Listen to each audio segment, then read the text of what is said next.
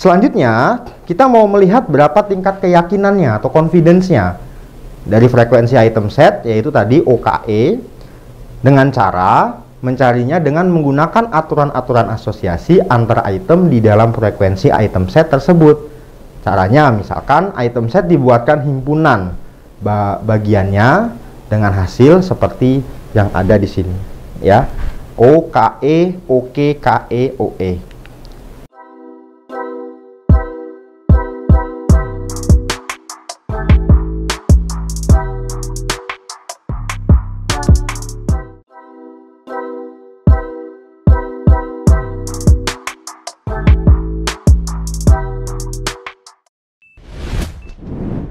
Bagaimana cara kerja dari algoritma a priori, ya?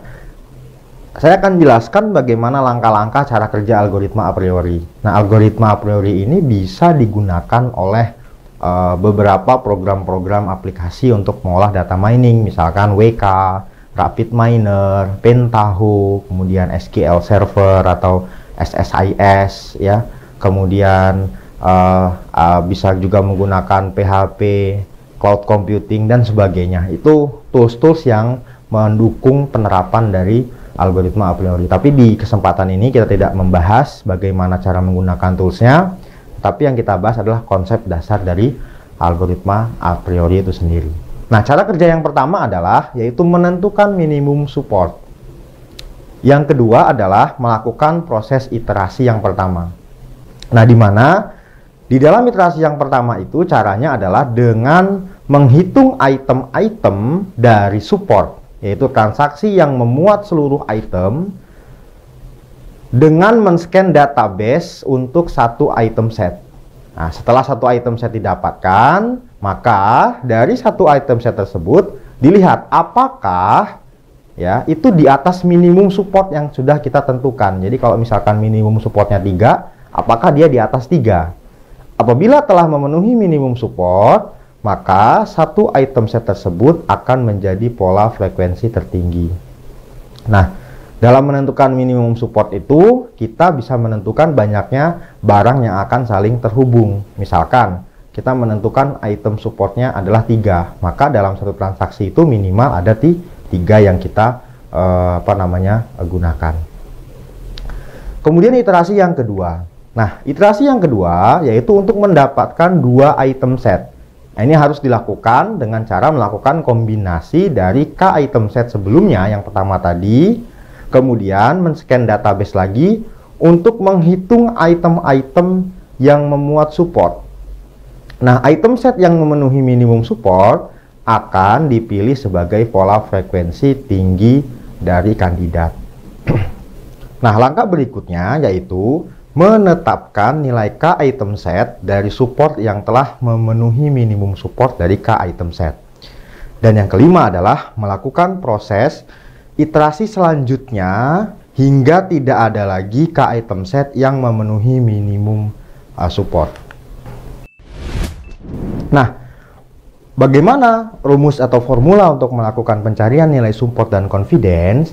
Dilihat pada persamaan berikut ini. Yang pertama, untuk mencari nilai support didapatkan dengan rumus, misalkan support A, yaitu jumlah transaksi yang mengandung A dibagi dengan total transaksi. Jadi misalkan sebagai contoh, A-nya ini adalah mentega. Maka kita akan mencari dalam total transaksi yang ada, yaitu barang yang mengandung mentega dibagi dengan total transaksi. Misalkan total transaksinya ada 1000. Kemudian dalam 1000 transaksi tersebut barang yang mengandung mentega ada 100, maka 100 dibagi dengan 1000. Kemudian yang kedua, untuk mencari nilai support dari 2 item support itu bisa didapatkan dengan rumus sebagai berikut. Kalau yang pertama tadi itu 1, yang ini 2. Di mana support A yang mengandung B, yaitu jumlah transaksi yang mengandung A dan B dibagi dengan total transaksi. Jadi misalkan ada 2 barang, yaitu mentega sama roti. Maka kita akan mencari berapa banyak jumlah transaksi yang penjualannya itu ada transaksi yang mengandung roti dan mentega. Lalu dibagi dengan jumlah total transaksinya. Nah, Kemudian untuk mencari nilai suatu confidence itu dapat digunakan persamaan pada persamaan berikut ini, yaitu confidence ya P, kemudian B A, yaitu jumlah transaksi yang mengandung A dan B dibagi dengan jumlah transaksi yang mengandung A. Jadi misalkan jumlah transaksi yang mengandung A, kita analogikan A ini adalah roti, B ini adalah mentega. Maka jumlah transaksi yang mengandung roti dan mentega itu dibagi dengan jumlah transaksi yang mengandung A, yaitu rotinya saja. Ya, karena ada juga pelanggan yang kalau beli roti belum tentu beli mentega, mungkin dia hanya beli rotinya saja. Maka nanti akan didapatkan nilai confidence. Nah, sekarang kita akan coba melakukan proses step by step untuk melakukan association rule dengan menggunakan algoritma a priori. Oke, dapat dilihat pada tabel berikut, yaitu tabel 1 menjelaskan ada 5 transaksi. Jadi ada 5 transaksi ya, ini contoh sederhananya saja. Kalau dalam realnya itu bisa ratusan bahkan ribuan transaksi. Nah, kita mau tahu bagaimana proses manualnya saja dulu. Nah, di transaksi yang pertama itu misalkan barang yang dibeli ada Mango, Union, Nintendo, Keychain, X, Yoyo, T2 dan sebagainya sampai dengan T5. Nah, jadi barang-barang yang dibeli itu adalah barang yang dibeli pada setiap transaksi. Nah, kemudian golden rule-nya yaitu kita gunakan 60% atau barang yang dibeli paling sedikit 3. Jadi minimum supportnya tadi ya, minimum nilai supportnya itu kita buat 3 ya. Nah, baru kita lakukan iterasi yang pertama. Nah, untuk mempermudah nama-namanya yang di tabel 1 tadi itu kita singkat saja dengan diambil huruf awalnya saja ya. Jadi hasil dari 5 transaksi tadi kita ambil huruf awalnya saja sehingga hasil transaksinya ini bisa dilihat pada tabel 2 ya. Jadi T1 misalkan MONKEY, T2 DONKEY dan seterusnya.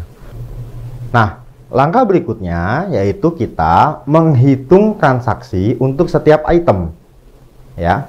Kita hitung dari tiap transaksi itu nanti ada berapa itemnya, dan kalau diperhatikan di situ untuk item O dibeli sebanyak 4 item, namun pembeliannya yang di O itu hanya ada 3 transaksi. Nah, itu terjadi di transaksi yang ke-5 ya. Di situ O-nya ada 2. Nah, itu kita tetap hitungnya 1 transaksi saja. Nah, sehingga itemnya itu setelah digabung didapat M-nya ada 3 ya, O-nya ada 3, N-nya ada 2, K-nya ada 5.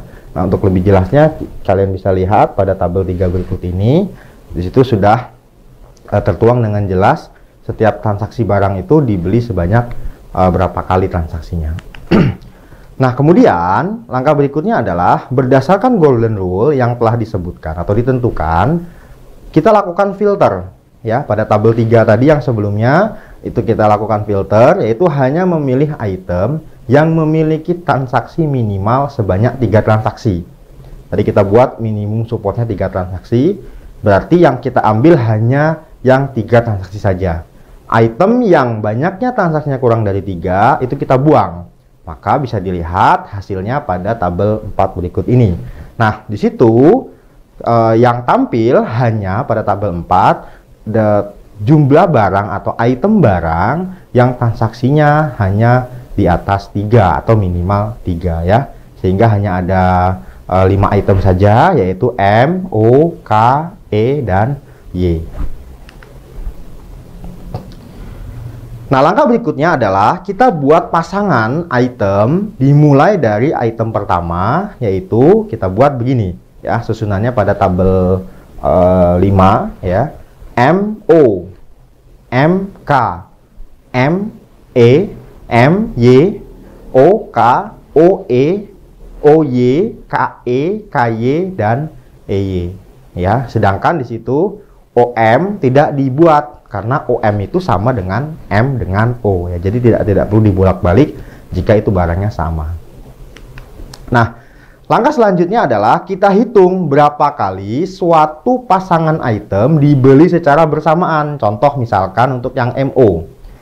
MO ini dibeli secara bersamaan dalam item set, ya, ada di MONKEY, yaitu transaksi yang pertama. Pasangan MK dibeli bersamaan sebanyak 3 kali, yaitu di dalam MONKEY, MAKE, MUCKY. Nah, sehingga hasilnya bisa dilihat pada tabel 6 berikut ini. Ya.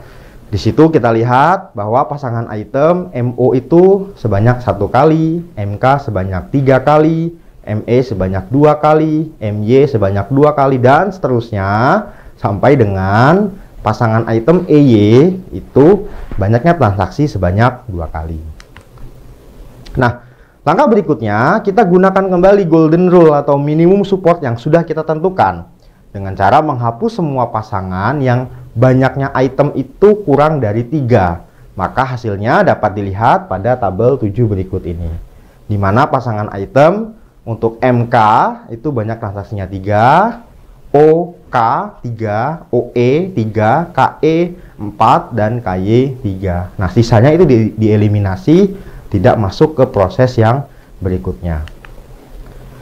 Nah, yang berikutnya adalah buat pasangan 3 item dengan aturan menggunakan pasangan item pada tabel 7 sebelumnya tadi yang memiliki huruf awal yang sama, yaitu OK dan OE menjadi OK, KE dan KY menjadi KEY. Kemudian hitung berapa banyak transaksi dari pasangan 3 item berdasarkan tabel 2 yang sebelumnya tadi, sehingga hasilnya dapat dilihat pada tabel 8 sebagai berikut. Di situ pasangan item OKE ada 3 transaksi, KEY ada 2 transaksi. Nah, sehingga kita gunakan golden rule kembali yang mengandung minimum support 3 item. Di situ hanya ada 1 item berpasangan, yaitu OKE. Maka dapat disimpulkan bahwa 3 item yang sering dibeli secara bersamaan adalah item AO, K, dan E. Jadi dari transaksi yang ada dari 5 tadi, 3 barang yang sering dibeli secara bersamaan adalah O, K, dan E. Nah, selanjutnya kita mau melihat berapa tingkat keyakinannya atau confidence-nya dari frekuensi item set, yaitu tadi OKE, dengan cara mencarinya dengan menggunakan aturan-aturan asosiasi antar item di dalam frekuensi item set tersebut. Caranya misalkan item set dibuatkan himpunan bagiannya dengan hasil seperti yang ada di sini, ya. OKE, OK, KE, OE. Lalu cari asosiasi pada semua himpunan bagian yang telah dibuat. Misalnya O terhadap K dan E, artinya jika O dibeli, bagaimana kemungkinan K dan E akan dibeli pada transaksi yang sama. Kemudian O dibeli pada 3 transaksi, dan di dalam 3 transaksi tersebut K dan E juga dibeli. Maka tingkat keyakinannya adalah bisa dilihat pada hasil perhitungan berikut ini. Di situ OKE artinya ketika membeli barang O, kemudian membeli barang juga K dan E, itu keyakinannya adalah 100%. Kemudian K terhadap O dan E, jadi ketika membeli barang K, kemudian membeli barang O dan E juga, tingkat keyakinannya 60%, dan seterusnya. Nah, perhitungan ini didapatkan dengan menggunakan persamaan pada slide sebelumnya tadi. Oke, cukup sekian pada pertemuan kali ini. Silahkan dibuka kembali slide yang ada di Spada, kemudian isi forum, kerjakan post test, dan jangan lupa kerjakan tugas. Terima kasih. Wassalamualaikum warahmatullahi wabarakatuh.